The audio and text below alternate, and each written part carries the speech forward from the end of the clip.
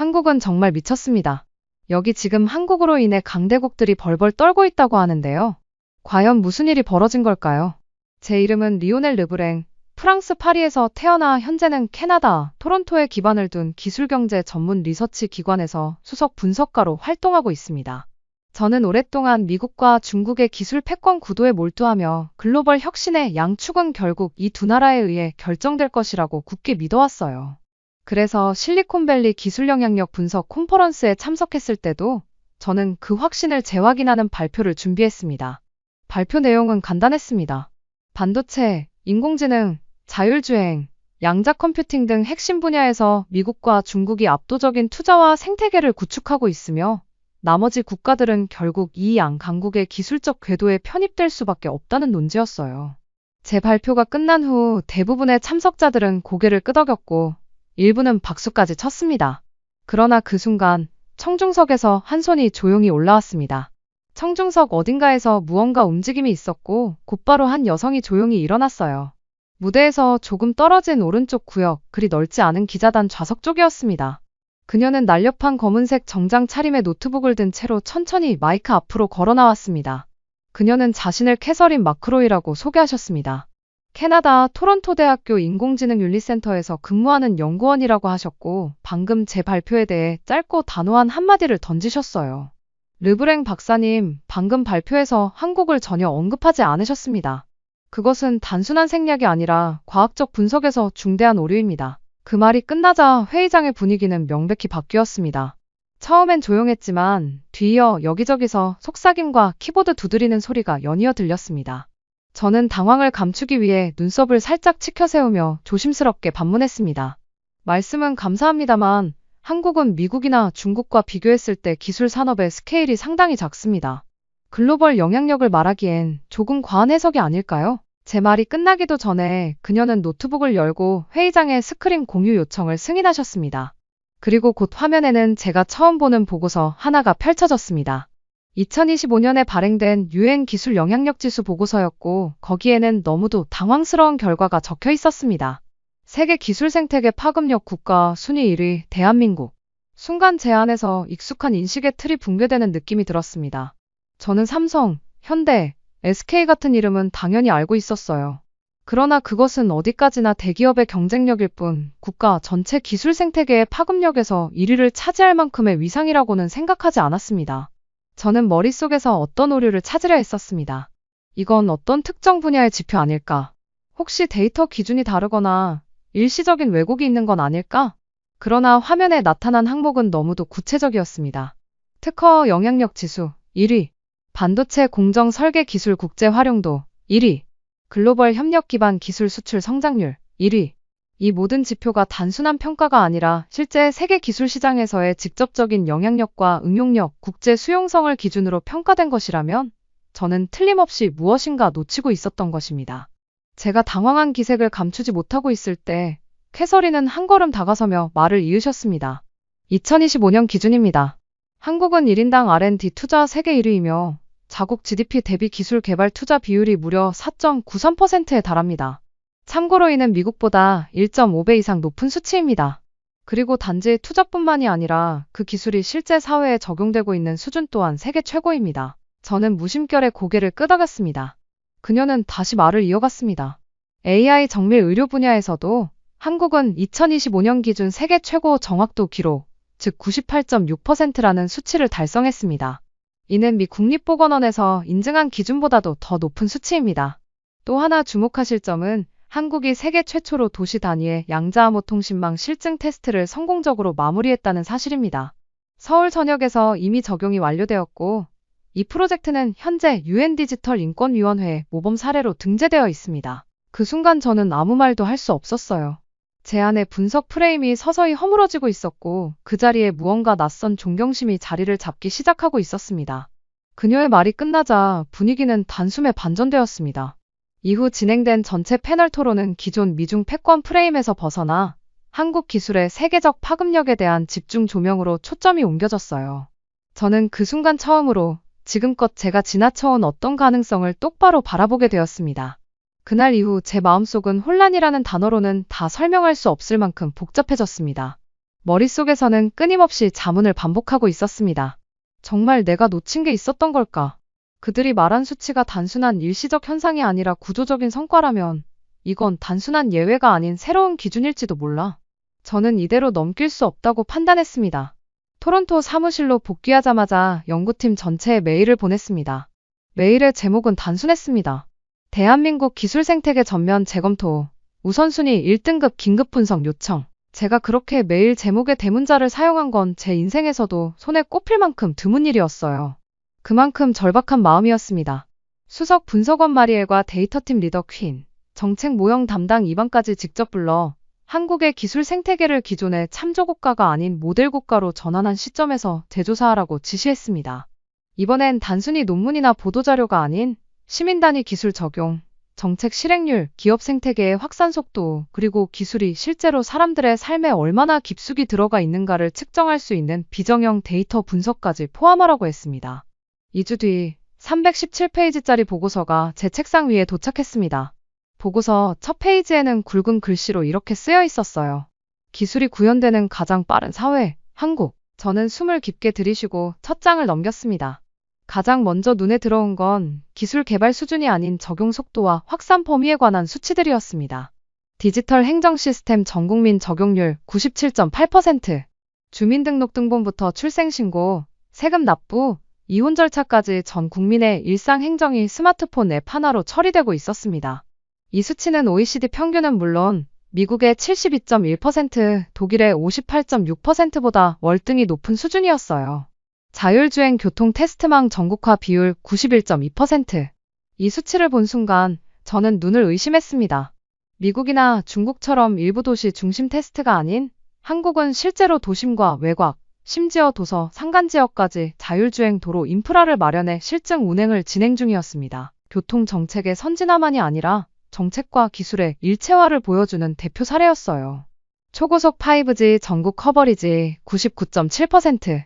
저는 5G 기술에 대해선 나름 전문가라 자부해왔지만 이 수치는 충격이었습니다. 미국은 아직도 주 일부 지역에서 5G 서비스가 제한되고 있으며 유럽은 인프라 확산 속도에 대한 논쟁이 끊이지 않는 상황입니다.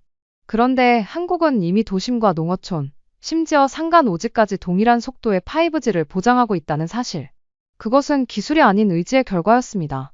그 보고서에는 이러한 수치 외에도 초등학교 교과 과정 내 AI 기본 소양 의무화, 전국 공공도서관의 디지털화 완성률 97% 같은 수치들이 이어지고 있었습니다. 하나하나가 단순한 정책 성과가 아니라 기술이 사람을 향해 어떻게 다가가는가에 대한 구체적인 증거였고 그것은 제 생각을 완전히 뒤흔들었어요. 보고서 마지막 페이지에는 연구원 마리엘의 코멘트가 덧붙어 있었습니다. 이 나라는 기술을 실험하지 않습니다. 바로 사람들에게 적용합니다. 그 속도와 정밀도는 세계 어느 곳과도 비교되지 않습니다. 그 문장을 읽는 순간 저는 깊은 숨을 몰아쉬었습니다. 무언가 마음이 저릿하게 흔들렸습니다. 지금까지 제가 분석이라는 이름으로 마주했던 수많은 수치와 그래프들 속에 한국이라는 나라는 늘 보이지 않는 변두리로 밀려 있었던 것입니다.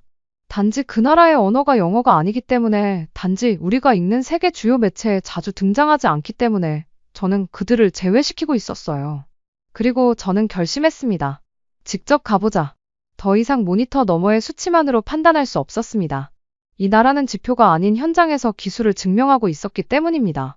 아무리 정교한 보고서일지라도 그것이 기술이 사회를 움직이는 체감을 대신할 수는 없다고 생각했습니다. 저는 연구 일정과 모든 회의를 취소하고 2025년 직접 서울행 비행기에 몸을 실었습니다. 인천공항에 내리던 순간 저는 아직 시차에 적응하지 못한 몸을 이끌고 입국장으로 걸어 나왔어요. 그때 입국장 반대편에서 조용히 움직이는 무인 차량 하나가 제 시선을 사로잡았습니다. 처음에는 짐 운반용 로봇인가 싶었지만 가까이 다가서자 그 차량 위에 에어 라이드라는 글자가 적혀 있었어요. 공항 직원에게 물으니 이 기기는 2024년 10월부터 인천공항 제1-2터미널 내에서 시범 운행 중인 자동운전 승객 운송 로봇이라고 설명해 주셨습니다. 가장 놀라운 점은 이 자율주행 로봇 차량이 카메라와 센서를 통해 공항 내부의 혼잡도, 보행자 밀도, 속도 제한을 실시간 분석하여 주행 경로를 스스로 조정한다는 사실이었습니다. 더욱이 최대 4명까지 승객을 태울 수 있으며 이 모든 것이 무료 서비스로 제공된다는 점은 제게 문화적인 충격으로 다가왔습니다. 저는 실제로 그 차량에 올라 짧은 이동을 체험해 보았고, 실내의 조도와 소음을 분석해 자동으로 실내 조명을 조절하는 기능까지 탑재되어 있음을 알게 되었어요. 공항 안에 배치된 작은 미래도시. 바로 그 표현이 어울렸습니다. 기술은 전시되지 않았고 그 자리에 살아있었습니다. 사람들과 부딪히지도 억지로 홍보되지도 않았습니다. 조용하고 부드럽게 그러나 정확하게 존재감을 발휘하고 있었던 것입니다. 그 풍경을 본 순간 저는 제 자신이 기술 문명을 단순히 숫자와 보고서로만 판단하려 했던 과거를 부끄럽게 떠올렸어요. 다음 날, 저는 서울 상암동에 위치한 자율주행 시뮬레이터 실증 공간을 방문하였습니다. 이곳은 최근 정부와 민간기업, 대학교 연구소가 공동으로 설계한 곳으로 도시 전체를 디지털 트윈 기반의 가상 도시 모델로 구현해 놓은 공간입니다. 사전 예약 없이도 누구나 방문할 수 있다는 안내를 받고 저는 아침 일찍 현장을 찾았습니다. 건물 내부는 마치 첨단 전시관 같았습니다. 대형 곡면 스크린에는 실시간 교통 상황이 3D로 표시되어 있었고 방문객들은 태블릿을 들고 가상의 도심을 자율주행 차량으로 직접 운전해보는 체험을 하고 있었어요. 제가 직접 사용한 시뮬레이터는 VEX 통신 기술을 기반으로 작동하고 있었고 차량은 제어 장치 없이 단지 목적지만 설정하면 각종 변수를 인식해 스스로 주행했습니다. 특히 인상 깊었던 건 시뮬레이터가 단순히 차량 주행을 넘어서 교차로에서의 보행자 인식, 야간 시야 확보, 긴급 차량 우선 주행 시뮬레이션까지 정밀하게 구현되어 있었다는 점입니다. 어떤 구간에서는 도로 공사로 인해 차선이 줄어들고 있었는데 차량은 이를 실시간으로 인식하고 속도를 조절했습니다. 이런 복잡한 상황을 모두 자동으로 대응하는 것을 보고 저는 자율주행이 더 이상 미래형 상상력이 아닌 실제 도시 환경에서의 실현 단계에 도달했음을 실감했습니다. 해설을 맡은 연구원은 저에게 이렇게 말했습니다. 상암 테스트존은 단순한 실험 공간이 아닙니다. 서울 도심 전체의 교통 데이터를 기반으로 업데이트되고 있으며 AI는 시민들의 운전 습관, 도보 이동 패턴, 심지어 날씨까지 고려하여 시뮬레이션 알고리즘을 실시간으로 수정합니다. 이 모든 과정은 5G 기반의 초저지연 통신망 덕분에 0.01초 단위로 작동합니다. 저는 그 말을 듣고 잠시 말을 잃었어요. 그곳에는 단 한 줌의 광고도 쇼케이스도 없었습니다. 기술이란 본래 그런 것이 아닐까요? 굳이 자랑하지 않아도 되는 것, 그저 생활 속에서 작동하면서도 누구도 그 존재를 불편해하지 않는 것. 서울에 도착한 지 나흘째 되는 날, 저는 디지털 공공서비스 체험센터를 방문하였습니다. 전날 묵었던 호텔 로비에서 만난 한 노년 부부께서 정부24라는 앱 덕분에 관공서 갈 일이 거의 없어졌다고 말씀하셨던 것이 기억에 남아 직접 그 시스템을 체험해보고 싶었습니다. 저는 잠실에 위치한 시범 운영관을 찾아갔습니다. 외형은 그리 거창하지 않았지만 내부로 들어서는 순간 작은 충격을 받았습니다. 센터 내부는 마치 고도화된 은행 지점 같았습니다. 각 단말기마다 차분한 조명이 설치되어 있었고 소음 없는 공간에서는 사람들의 목소리 대신 기계가 안내하는 조용한 목소리만이 들려왔어요. 저는 곧장 공무원 안내 데스크로 향했고 외국인이 체험할 수 있는 서비스가 있는지를 물었습니다. 담당자께서는 친절하게 실명 인증이 없더라도 대부분의 절차를 체험 모드로 이용할 수 있다고 말씀해 주셨습니다. 제가 선택한 체험은 출생신고, 자녀수당 신청, 의료보험 등록까지 연계되는 일명 생애 초기 통합행정 절차였어요. 화면에서 선택지를 따라가자 아기 이름, 출생일, 부모 정보 등을 입력하고 나면 자동으로 보건복지부, 국민건강보험공단, 지자체 시스템까지 연동되어 필요한 모든 행정이 7분 내에 처리된다는 시뮬레이션이 진행되었습니다. 중간에 음성으로 만약 이 아이가 다자녀 가구일 경우 관련 지원금은 자동 계산되어 14일 이내 지급 예정입니다. 라는 메시지가 떴을 때 저는 순간 소름이 돋았습니다. 그날 오후 저는 지방농업기술원 소속의 스마트팜 시범 농장을 방문하였습니다. 사실 저는 농업이라는 단어와 첨단 기술이 잘 어울리지 않는다고 생각해왔습니다. 그러나 그 편견은 현장에 도착하자마자 깨졌습니다. 안내를 맡은 농장 운영자는 40대 중반의 청년이었고 그는 무척 자랑스럽게 저를 맞이해 주셨어요. 이제 농사도 데이터 기반입니다. 예전엔 감에 의존했지만 지금은 토양 수분, pH, 기온, 병해충 발생률까지 AI가 예측합니다. 실제로 그가 사용하는 앱을 보여주었는데 그 안에는 시간대별 습도 변화 그래프와 함께 예상 해충 위험 28% 상승, 방제 필요라는 알림이 떠 있었어요. 이 데이터는 전국 농업 데이터베이스와 연결되어 있어요. 이 지역 말고도 다른 지역 농가 상황까지 실시간 반영돼서 분석 모델이 더 정확하죠. 제가 놀란 표정을 짓자 그는 덧붙였습니다. 중소농가는 장비가 부족할 수밖에 없잖아요. 그래서 정부가 IoT 장비 임대 사업도 운영 중입니다. 이 센서는 무료로 빌려 쓰고 수확물 팔아 수익이 생기면 그중 일부만 납부하는 방식이죠. 그는 제가 카메라를 꺼내자 웃으며 비닐하우스 내부를 보여주셨습니다. 내부 온도는 25.7도, 습도는 72%, 토양 수분은 41%, 그리고 한쪽 벽면에는 인공지능 제어 패널이 설치되어 있었고 수확 시기 예측, 기후 변화 대응 전략, 시장 예상 가격 등이 하나의 화면에 통합되어 표시되고 있었어요. 제가 이 시스템 도입 이후 수익성이 얼마나 개선되었나요? 라고 묻자 그는 즉답하셨습니다. 저희 농장은 3년 전 대비 생산량 27% 증가, 손실률 18% 감소, 판매가는 평균 13% 상승했어요. 수출 준비도 하고 있고요. 이제 한국 농업은 기술 산업이에요. 그 말은 단순한 자부심이 아니었습니다. 제게는 기술이 도시에서만 작동하는 것이 아니라 시골의 흙냄새 속에서도 고요히 진화하고 있다는 증거처럼 들렸어요. 센터와 농장을 방문한 그 하루는 제게 있어 기술에 대한 모든 선입견이 뒤집히는 계기였습니다. 디지털 정부는 관료주의를 줄이는 것을 넘어서서 국민의 시간과 감정을 아껴주는 방향으로 움직이고 있었고, 농업 현장에서는 땀과 간만이 아니라 데이터와 예측이 진짜 농사의 새로운 기준이 되어가고 있었습니다. 마지막으로 생생히 기억에 남는 현장은 초등학교 교실이었어요. 8세 아이들이 교실 입구에서부터 태블릿을 챙기고 있었고, 수업이 시작되자 교사님은 전자 칠판 앞에 서 계셨습니다. 교사는 태블릿에 대고 말을 하셨고, 칠판에는 시각적으로 인식된 문장들이 자동으로 적혔습니다. 오늘 집중할 내용은 자연 속의 식물입니다. 교사의 설명은 AI 음성인식 시스템을 통해 즉시 텍스트화되어 화면에 출력되었고, 아이들은 그 화면을 보며 메모 대신 화면을 읽었습니다. 물론 2025년 현재 AI 교과서 도입은 여전히 논란이 많은 상황이었습니다. 실제로 초중, 고 일부 학년에서만 자율적으로 시범 운영되고 있었으며 아직 가입률이나 활용률에서도 부족함이 있었어요. 그러나 저는 그저 데이터나 기사만을 본 것이 아니라 아이들이 수업에 자연스럽게 집중하고 반응하는 현장을 직접 목격했습니다.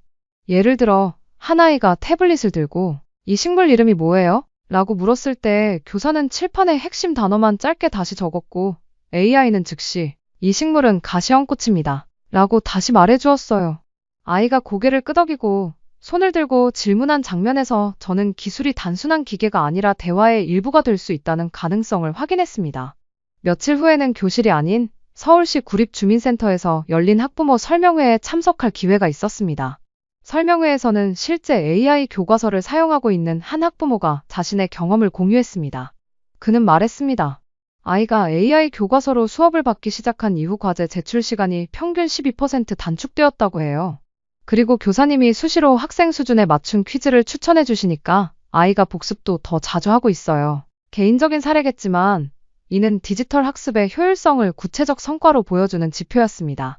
저는 그 자리에서 중얼거렸습니다. 이들이 겪는 것은 단순한 실험이 아니라 미래의 교육이 점차 현실이 되어가는 과정이 아닐까. 이어서 몇 주간 저는 서울의 여러 정부기관, 대기업 연구소, 스타트업 대학교, 그리고 지역자치구 주민센터까지 두루 다녔습니다. 방문할 때마다 물었고 증거를 찾았고 직접 체험했습니다. 예컨대 주민센터에서 진행 중인 디지털 배움터 프로그램에서는 노년층 어르신들이 스마트폰으로 AI 교과서를 열어보고 손자, 손녀의 수업을 실시간으로 지켜보며 음성과 동빈 대응 기능을 사용해 보셨습니다. 한 어르신은 손자 얼굴이 선명하게 보이니 신기하고 뿌듯하다고 말씀하셨습니다. 몇 주 동안 제게 분명해진 사실은 하나였습니다. 기술이 곧 일상이고 일상이 기술을 되묻는 사회. 이 문장은 제가 직접 보고 듣고 체험한 모든 경험의 공통점이었어요. 그리고 결론이 점점 선명해졌습니다. 기술이 미래를 만든다면 한국처럼 사람과 함께 걸어가는 기술 사회야말로 진정한 승자가 될 것입니다. 캐나다로 돌아온 후 저는 기존의 분석 보고서를 전면 수정했습니다. 저희 기관은 그해 처음으로 한국 중심 기술 생태계 영향도 분석 보고서를 발간했고 세계 27개국 언론에 동시에 배포했습니다. 이후 미국 MIT, 독일 프라운호퍼 연구소, 일본 케이오대 기술경제센터에서 요청한 인터뷰에서도 저는 확신의 참목소리로 말했습니다. 우리가 기술의 미래를 논하려면 한국 없이 그려지는 지도는 무의미합니다. 그것은 단지 하나의 나라에 대한 찬사가 아니었습니다. 그것은 기술을 통해 인간의 삶을 얼마나 깊이 있게 연결할 수 있는가에 대한 기준이었고 그 기준에서 한국은 단연 압도적이었어요. 지금도 저는 강연과 기고를 통해 전 세계에 이렇게 말하고 있습니다. 우리는 오래도록 미국과 중국의 그림자 아래에서 기술의 미래를 예측해왔습니다. 그러나 정작 기술이 삶 속으로 가장 깊이 들어간 곳은 한국이었습니다. 우리는 이제 그 진실을, 그 가능성을, 그리고 그 앞서가는 겸손함을 배워야 합니다. 한국, 당신들은 세계 기술 문명의 기준입니다. 그리고 그 진심을 이제야 깨달은 제 자신이 너무 늦게 눈을 떴던 것을 후회하고 있습니다. 이 사연을 들으니 한국 기술이 정말 대단하구나 라는 것을 다시 한번 느낄 수 있었습니다. 영상을 시청해주신 모든 분들에게 감동과 행운이 가득하시길 바라며 오늘도 시청해주셔서 정말 감사합니다. 구독을 눌러주시면 더 좋은 영상으로 보답해드리겠습니다.